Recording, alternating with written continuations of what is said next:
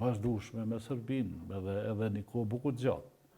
Presioni ndërkombëtar mund ta bëjt veten dhe neve të fillojmë rrugtimin tonë që po na preferojnë edhe miqtë tonë që ti te kalojmë disa çështje dhe t'i hapim njëri tjetrit perspektivë në rrugtimin tonë. Ka pezullu Kosova, si ka pezullu Serbia, po thamë figurativisht.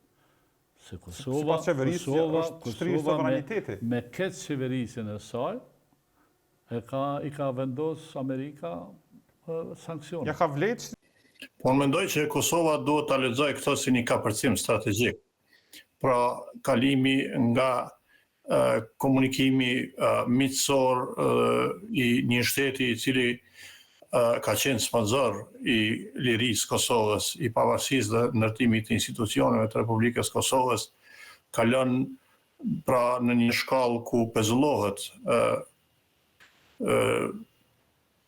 ky projekt madhor për Kosovën, pra ekzistencial, e që është pra partneriteti strategjik me Shtetet e Bashkuara të Amerikës, në nënshkrimi dhe vazhdimi i dialogut partneriteti strategjik i cili përmban tema thelbësore, pra bashkëpunim ekonomik dhe në energjetik, edhe mbi të gjitha bashkëpunim në siguri dhe mbrojtje.